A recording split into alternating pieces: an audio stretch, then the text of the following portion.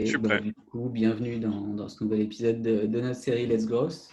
Ma femme, merci d'avoir répondu à l'invitation. Donc, juste pour rappeler le concept Attends. à tout le monde, c'est que dans la série, donc, on veut mettre en lumière des réflexions qui accompagnent le succès des chefs d'entreprise et celui de leur boîte avec pour finalité d'inspirer justement les entrepreneurs et les start-upers qui veulent se lancer, accélérer leur croissance et développer leurs compétences. Voilà. Donc aujourd'hui, on va parler du pitch.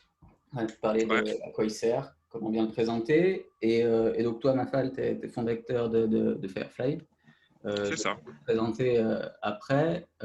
Et ensuite, on verra en fait, on parlera du pitch et comment ça t'a servi à toi pour te développer et en fait les clés pour bien travailler sur le pitch. Voilà. Mm. Ça te va? Avec plaisir. Et let's go. Bah, vas-y, tu peux te présenter en quelques minutes. Bah écoute, moi je m'appelle Mafal, je suis l'un des fondateurs de Firefly. Et Firefly, c'est une plateforme de marketing en fait, et plus précisément de mobile marketing et d'analyse de données qui permet aux marques d'être en contact avec leurs cibles grâce aux passagers. Mm. Comment on fait ça? On met des écrans connectés dans les bus et ces écrans ils passent des messages, soit des affiches dynamiques, soit de la vidéo, etc. Mais le plus important, c'est qu'ils appellent à l'action. OK? Et après, grâce à ça, on rentre dans des interactions avec les passagers via leur téléphone mobile, en USSD avec de la voix, avec du SMS, etc. Et ça nous permet un peu de ramener de la mesurabilité, un peu des likes et des shares et des comments dans le monde de la publicité traditionnelle. Ok. Voilà. Ouais, très bien. Et du coup, toi, en tant qu'entrepreneur, tu as développé, tu as fondé Firefly à quel moment? On est là depuis la mi-2015, donc ça fait 5 ans. On a été opérationnel à partir de 2016. Ouais. Et ouais, j'ai fondé ça avec un bon gars. Vraiment, je suis fan de lui, c'est Ali. Ouais. Et après, on a eu deux associés en plus, que sont Pape Biram sur la partie IT et Biram Sok, qui nous aident un peu sur la partie produit. Et on est une équipe aujourd'hui de 12 personnes, voilà, comment dirais-je, concentré sur la partie sales, vente, IT et Mhm. puis opération. Mon sales et IT, c'est assez évident. Opération, c'est dès qu'il y a une campagne qui rentre d'un de nos clients, ben, faut la délivrer de bout en bout et c'est là où un peu la partie opération joue son rôle, quoi. D'accord. Voilà. Yes, ok. Et du coup, parce que c'est vrai que l'idée et le concept est vraiment intéressant. Comment c'était venu au départ, euh, cette idée? Alors, comme beaucoup de gens, enfin, comme beaucoup, non, je pense pas, mais comme beaucoup d'entrepreneurs, j'ai vu ça ailleurs en fait. J'ai vu ça en Chine. J'étais parti en Chine et puis j'avais vu des Ouais. écrans dans les bus. Ça, c'est vraiment des premières grosses bêtises que j'ai fait, c'est appliquer un concept que j'avais vu à l'étranger comme ça, sans vraiment réfléchir au marché. Et donc, au début, Firefly vendait des écrans dans les bus. Puis on s'est rendu compte que le marché voulait de l'affichage sur les bus. D'accord? Ouais. Et si on voulait vraiment pousser le digital, il fallait ramener de la donnée. Et c'est un peu comme ça qu'on a pivoté petit à petit vers une société, finalement, une régie publicitaire qui fait du bus, un peu comme Mediabus là en France, Mhm. à une vraie plateforme de ad tech, en fait, centrée sur le mobile, mais toujours sur le canal des transports en commun. Parce qu'on pense que ben, les passagers, c'est une audience rêvée, en fait. Si on réfléchit bien au concept d'audience, Mhm. c'est une audience qui est massive. Ils sont beaucoup. Et ça, c'est une vérité qui est constante partout dans le monde. Elle est universelle. C'est une audience qui est fréquente. Et la fréquence en publicité, c'est quelque chose d'important parce qu'en fait, ça aide à la mémorisation des messages, en fait. Et c'est une audience qui est captive. Et ça, c'est le plus dur. En fait, les gens se battent pour créer des contenus qui sont intéressants parce qu'ils veulent capter l'attention des gens. Mhm. Mais là, ce qui est très intéressant avec le Mediabus, c'est que bah, quand tu es dans un bus, en général, tu n'as pas grand-chose à faire. Donc, ton attention, elle est beaucoup plus facile à capter.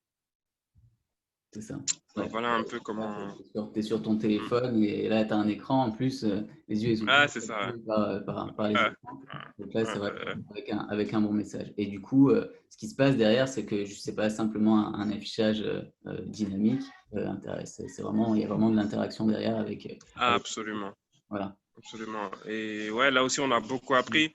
On avait commencé par faire du Wi-Fi dans les bus avec de l'Internet, etc., pour créer cette interactivité. Mais c'est Mhm. vraiment incroyable, hein. On s'est rendu compte que finalement, on avait beaucoup plus d'interactions avec des canaux SMS et voix, quoi. Tu vois, WhatsApp, ce genre de choses-là. USSD, enfin, moi, ça a été des grandes, grandes, grandes surprises, quoi. Voilà. Et c'est vrai que les gens ont tendance à dire que le monde de la publicité se digitalise, etc., etc. Mais nous, ce qu'on voit, c'est que les technologies natives, dites natives, voient, elles ont encore beaucoup, beaucoup, beaucoup, enfin, d'avenir dans nos pays, quoi. Ouais. Voilà, Il faut savoir les et sur adapter notre continent. aux usages. Ouais, ouais, c'est ça, c'est ça. Ok. Et finalement, quelles ont été les étapes? Parce qu'en fait, tu nous as dit, du coup, pour parler du pitch, que c'est ça qui t'avait aidé à grandir, savoir présenter Mm, ton projet, en fait, ben, et donc mm. savoir pitcher ton projet. Finalement, comment est-ce que tu peux nous en dire plus par rapport à ça, quoi? Ah, bah, en fait j'avais monté des boîtes avant, Mhm. dans du conseil, des agences de com, de marketing, etc., des sites de e-commerce. Et là, en fait, j'arrivais à un âge où j'avais un peu d'épargne, ok. J'avais arrêté ma carrière de consultant et je voulais venir au Sénégal. Donc moi, j'étais en France, c'était un gros, gros bond de passer. Et en fait, pour me baquer un peu financièrement, j'ai tout de suite commencé à essayer de lever des fonds. Ok. Et d'abord, j'ai pitché mon associé, Ouais, donc je n'ai pas eu voilà. trop de mal à le convaincre. Comment ça va? Ensuite, j'ai pitché des business angels. Voilà, je crois qu'on a dû prendre quasiment 40 000 euros avec eux. Après, on a commencé. Et là, on a commencé. On pensait que ça allait être une fusée. Du point de vue des chiffres, ça a été assez bon parce qu'on a atteint les 200 000 euros, nous, en peut-être 12 mois. Donc, on a été assez bon. Sauf que en fait, on faisait plus d'argent sur de la publicité traditionnelle que sur le nouveau concept qu'on avait mis sur le marché. Ouais, ok. Mais le fait qu'on ait de l'attraction aussi forte, ça nous a attiré les yeux de pas mal d'investisseurs, de comment ça s'appelle, de hubs, de concours, d'accélérateurs. Et de fil en aiguille, on a commencé à pitcher. Et la vraie première fois où j'ai beaucoup, beaucoup, beaucoup pitché, c'était avec un hub qui s'appelle le CC Hub au Nigeria, qui avait organisé un truc avec Google. Mhm. Le Google Pitch Drive, c'était une expérience incroyable. Et on nous a fait tourner en Europe à la rencontre de 300 investisseurs pour pitcher notre projet et lever du seed et de la série A. Donc entre 1 million de dollars et 3-4 millions de dollars. Alors, j'ai pas réussi à lever. Par contre, j'ai tellement pitché pendant quasiment un mois que ouais, j'ai beaucoup appris. Et surtout, j'ai vu les lacunes qu'on avait en fait en tant qu'écosystème sénégalais. Et puis après, je me suis rendu compte que aussi sur la zone francophone, c'était un peu partout les mêmes problèmes. Parce qu'on était la seule start-up sénégalaise. Il y Mhm. avait beaucoup de Nigériens, de Ghana. Et ils ont cette culture-là, en fait, de présenter des projets, etc. Donc, c'est un peu comme ça que j'ai commencé à pitcher, on va dire comme une machine, quoi, tout le temps. Tout le temps, Ouais, j'ai vraiment d'accord. pris des automatismes là-bas. Ok. C'est la première chose. Et la deuxième chose, peut-être, c'est que en même temps, quand j'ai su que j'allais être sélectionné à ce concours-là, le fait de pitcher en anglais pendant un mois, ça va. Alors que moi, j'ai travaillé toute ma carrière en anglais, ça m'a mis les chocottes, quoi. J'ai flippé, j'étais complètement euh, voilà, pas à l'aise du tout avec ce truc-là. Et j'ai connu deux personnes, Gilles et Nadia Akoni, qui font des formations de prise de parole en public et qui, dès lors, depuis lors, m'accompagnent en fait dans les techniques de prise de parole en public. Donc moi, je me suis beaucoup, beaucoup, beaucoup, beaucoup formé à prendre la parole en public et à analyser, à étudier en fait la question du pitch. Voilà, en regardant les autres pitchers. C'est un peu comme le copywriting en marketing. Tu Mhm. deviens un bon pitcher parce que tu vois des bons pitchers faire l'exercice en fait. Et voilà, et puis c'est un peu comme ça que j'ai commencé. D'accord. Ouais, c'est ça. De toute façon, c'est clair que c'est une formation en permanence. Et, Ouais. Hmm, j'imagine que les pitchs, ils ont évolué aussi avec le temps. ouais, Parce qu'au départ, tu parlais de. Forcément, tu as dû pitcher ton associé, en fait, parce que lui aussi, il faut le convaincre. Et ça paraît peut-être simple comme ça, mais j'imagine qu'il faut quand même, il faut quand même présenter des arguments valables pour le convaincre, pour que ça marche. hmm, Et après, il y a hmm, des niveaux supplémentaires qui arrivent. Et hmm. comment toi, comment ton pitch, il a évolué en fait avec la boîte Ouais, c'est et une avec le super concept? question parce que le pitch, il dépend vraiment de la maturité du projet. D'abord, on pitch pas la même chose quand on est au stade d'idée, Ouais. qu'on a trouvé un fit, qu'on est en série A. Tu vois, on parle pas, c'est pas du tout les mêmes choses qu'on pitch. Ensuite, on pitch pas la même chose quand on doit convaincre son équipe. Et je pense que c'est important de savoir le faire. Ou quand on doit convaincre un investisseur, un client ou un partenaire. Tu vois. Mhm. Mais moi, le plus grand enseignement, c'est que ce que j'ai compris, c'est que les bons pitchers, c'est déjà des gens qui sont très au clair avec l'idée qu'ils ont de leur projet, même si elle est fausse. Forcément. Ouais. En fait, le pitch, c'est, c'est presque la présentation d'une de tes hypothèses business, ok? Mhm. De comment tu vois le futur.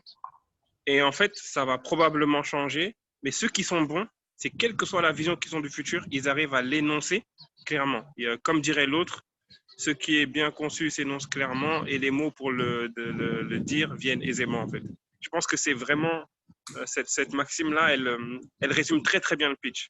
Ce n'est que le résultat d'un projet qui est extrêmement bien conçu et qu'on est capable finalement de faire varier en fonction des paramètres et des apprentissages qu'on a sur le marché en fait, tu vois.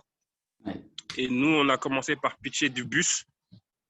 Au début, mais on pitchait l'écosystème des transports en commun, tu vois. Moi, d'abord, j'étais dans les transports connectés, tu vois.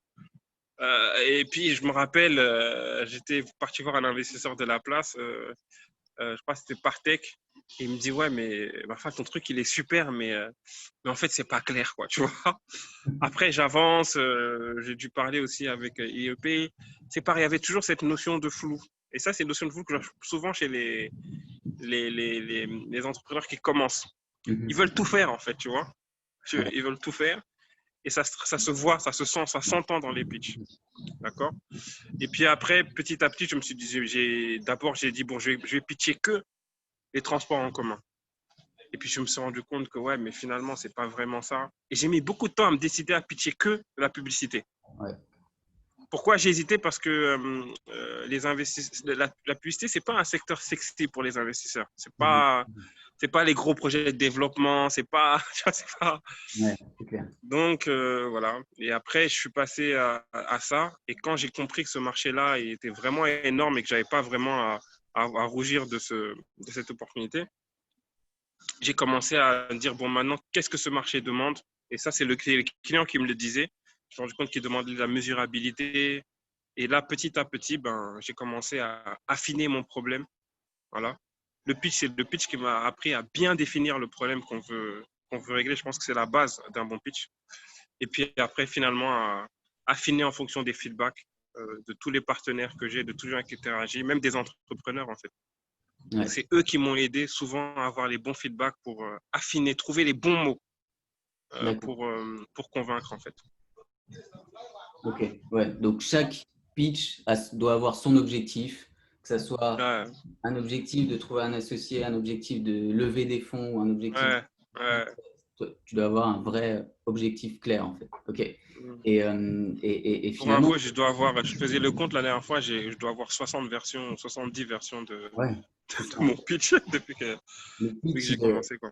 finalement, il est jamais le même quasiment en Non. fonction de ce que tu vas Mm, présenter, enfin, à qui tu vas présenter et pourquoi en fait. mm, Ouais, ok. mm. Et ça a été quoi en fait ça a été quoi les grosses erreurs en fait ou les trucs que tu dis putain j'aurais jamais dû faire ça quoi.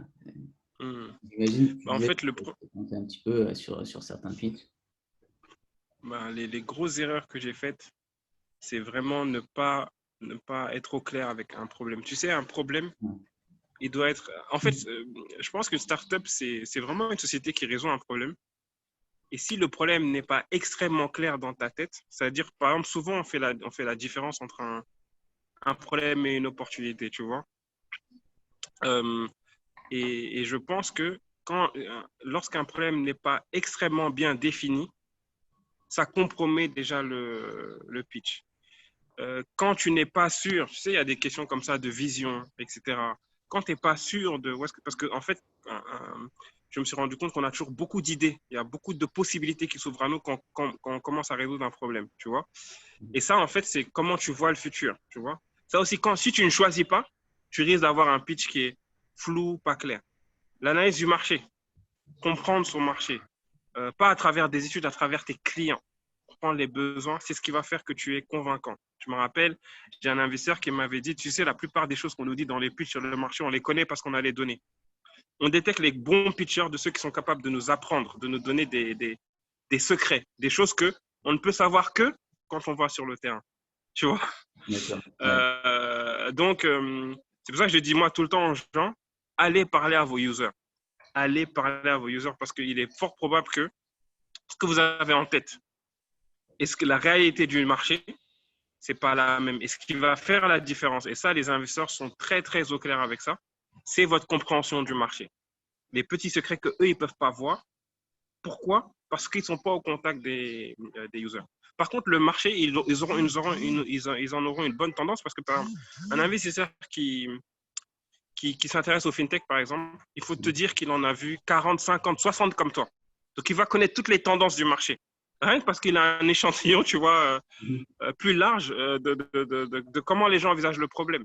Par contre, les secrets, voilà, les choses que, c'est là, en fait, tu peux faire la différence et convaincre parce que finalement, un pitch, l'idée, c'est pas de convaincre ton projet, il est bon. L'idée d'un pitch, c'est de prouver que tu es la meilleure personne pour craquer ce problème-là, en fait. La meilleure équipe, la meilleure compréhension. Et ça, c'est toute une. Donc, c'est des sciences humaines, presque, tu vois. La personne, quand elle te voit, il faut qu'elle te. C'est de la psychologie, il faut qu'elle te croie, il faut qu'elle ait envie de te soutenir, il faut qu'elle. Faut qu'il n'y ait pas de doute qui transparaisse. Et ça va bien au-delà des slides et de tout ce que tu peux mettre dans tes slides. C'est une science qui est beaucoup plus psychologique et humaine, en fait. Et ça, c'est du travail. Et c'est ça, en fait, qui différencie finalement un pitch d'une simple présentation de ta en fait. Ouais. C'est Je vraiment le dis souvent, hein, tu sais, quand tu fais ton elevator pitch, ce que tu veux tester, c'est ton accroche, en fait. En gros, c'est ça. C'est à 30 secondes et ton accroche, tu dois être sûr, c'est de la science, quoi. Tu dois être sûr qu'à chaque fois que tu la sors, tu as le bon retour que tu veux. J'avais rencontré pendant le Google Pitch Drive un grand entrepreneur anglais et il nous disait, mais votre pitch, en fait, vous devez le répéter. Et les blagues que vous mettez dedans, vous devez les concevoir et vous devez être sûr que quand vous sortez la blague, les gens vont rire, en fait. Ouais. Et tout ça, vous devez le faire en faisant en faisant en sorte qu'ils aient l'impression que c'est la première fois que vous sortez la blague et vous les avez sortis pour eux.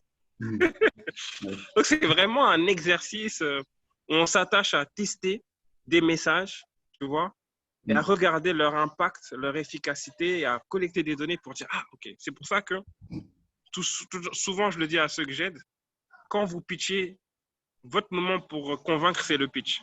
Après, écoutez. Parce que tous les retours que vous allez avoir, en fait, ça va vous aider à mieux comprendre comment affiner votre pitch, comment mieux convaincre, comprendre les terminologies qui ne sont pas claires, etc., etc., etc. Okay.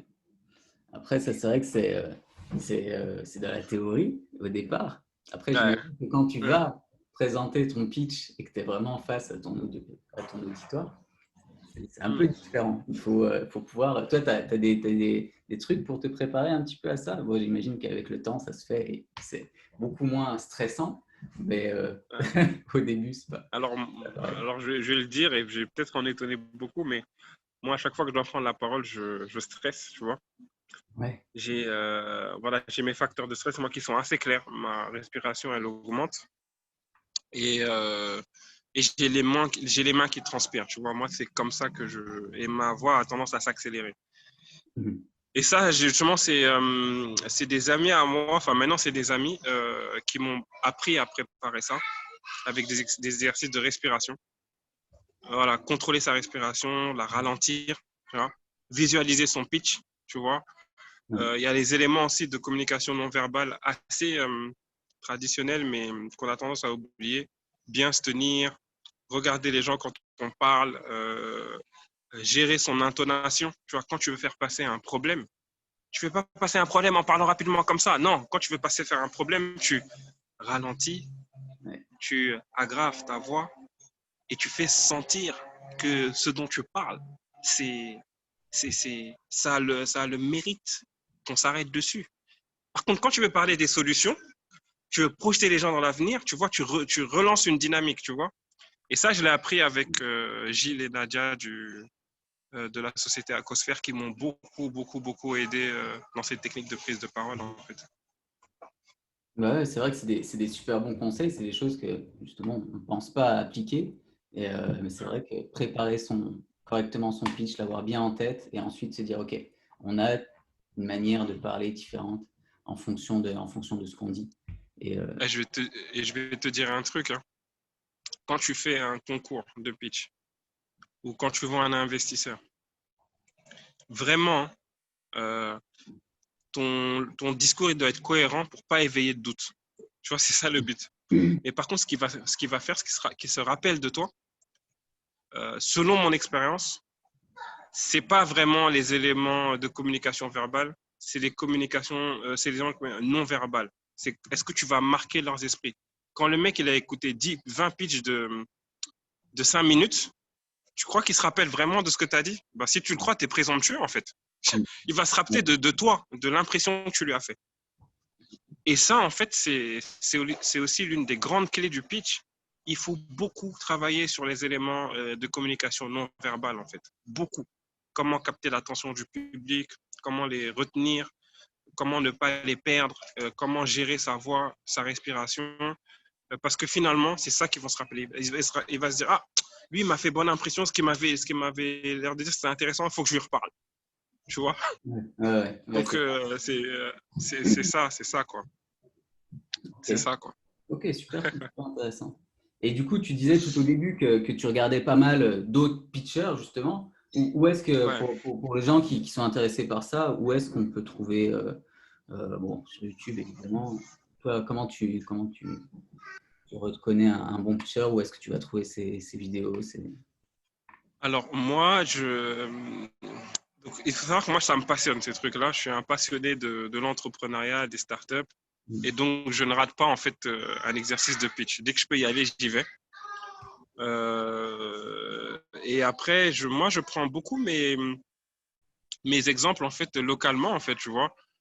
Moi, j'ai dû voir pitcher tous les entrepreneurs de l'écosystème parce que c'est un exercice qui m'intéresse, tu vois, de comprendre comment leur business marche, comment ils le communiquent. Donc, moi, je fais beaucoup les hubs, en fait.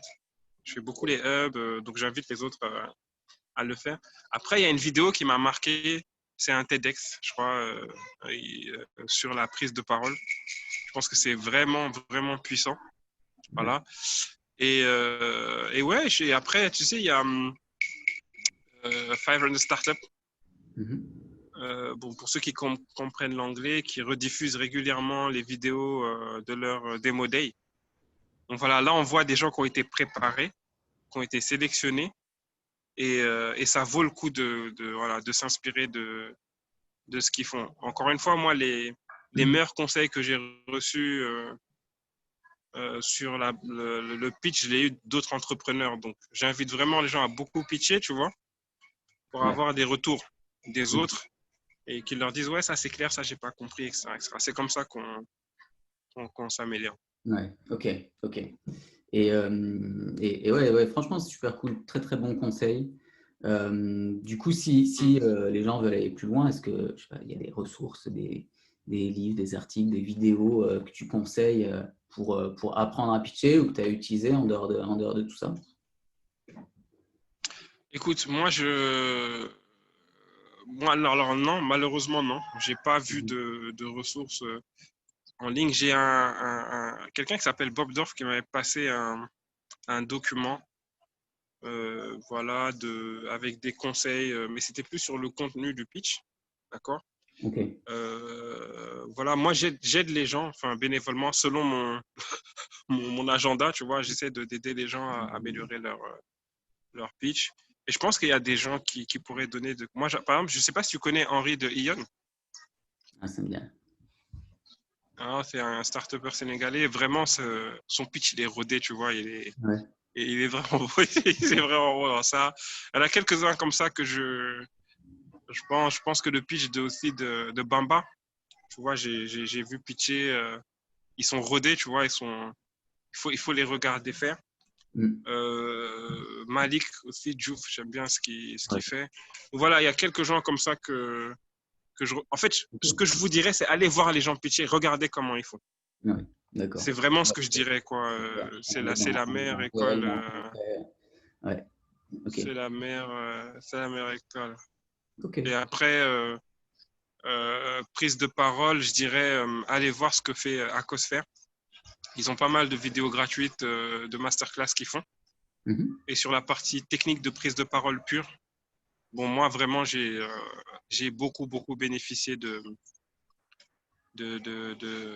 leurs enseignements, en fait, tout simplement. D'accord. Ok. Mm. Ok. Ouais, super. Et du coup, en termes d'entrepreneuriat, tu penses que est-ce que tu pourrais donner je sais pas, des qualités qui sont vraiment à développer pour entreprendre au Sénégal? Après, la question est un petit peu bateau, mais je sais pas si t'as des. Écoute, je pense que entreprendre au Sénégal, aujourd'hui, moi, je dirais que avoir une bonne équipe, Ouais. c'est c'est quelque chose de super important.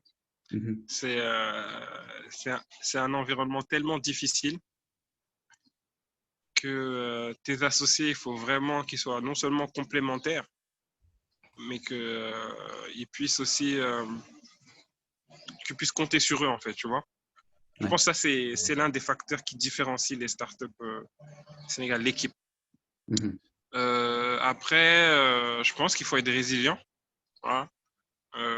Avoir de l'audace, mais surtout, euh, je ne sais pas comment le dire de manière diplomatique. Je pense que nous, les entrepreneurs, on est beaucoup victimes de notre ignorance.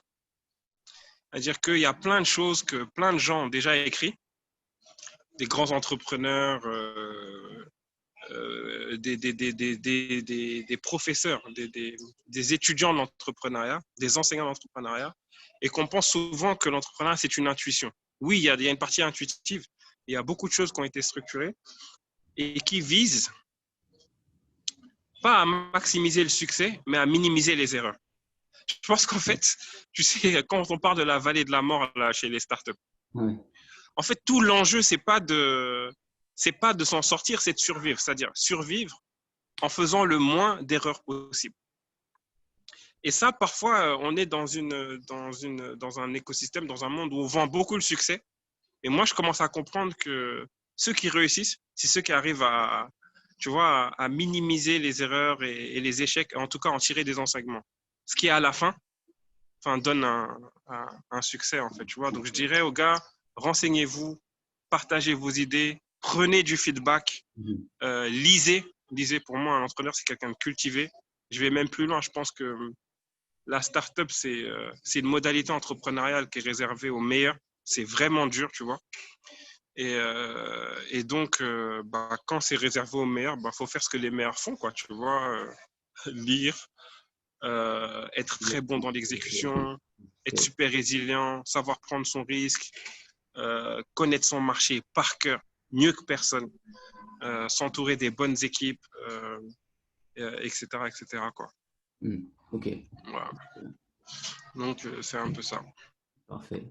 Ben, franchement, merci beaucoup. C'est vraiment des super bons conseils que tu nous donnes. Et Merci voilà, à c'est toi, quoi Clément. les prochains challenges pour Fairfly? Ah, nous, on est encore, enfin, le Covid, ça nous a encore fait pivoter. Donc, on est en train de refondre toute la stratégie sur notre nouveau pivot qui est vraiment, on prend un gros pari sur la donnée. Ouais.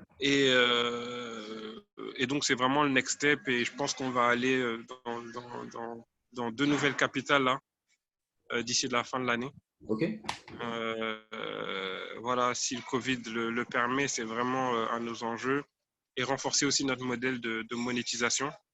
Parce qu'en fait, tu vois, j'ai appris que depuis que je suis dans la startup, on nous dit que la donnée, c'est de l'or, la donnée, c'est de l'or. Mais je me suis rendu compte que je connaissais très peu de startups qui réussissaient concrètement à monétiser de la donnée, en fait. Et plus je creuse ce problème, plus je me rends compte que c'est un problème qui est gigantesque, c'est vraiment dur à faire. Et nous, c'est là où on se positionne. Comment vendre de la donnée de consommateurs africains au reste du monde, en fait, tu vois, en leur donnant accès à ces gens-là. Et c'est sur ça qu'on travaille. Et voilà, c'est assez excitant ce qui arrive. Ouais, carrément. Ouais, du coup, on va suivre ça sur les réseaux sociaux. Ouais, Ouais, bah, de toute façon, toi, on peut te retrouver sur LinkedIn, Firefly aussi. ouais, je suis sur LinkedIn, la page Facebook de Firefly, il y a toutes les news. On publie des données pour le marché. Si vous en voulez, n'hésitez pas. Voilà, c'est ça. Et puis voilà, quoi. Bon, bah, voilà. Bah, de toute façon, les gens pourront poser leurs questions en commentaire. Et puis, voilà. En tout cas, merci beaucoup. C'était vraiment super cool. Super bon conseil. Merci Clément à toi. On se C'est dit gentil de nous avoir invités. à bientôt. Bah non, mais avec plaisir. Avec plaisir.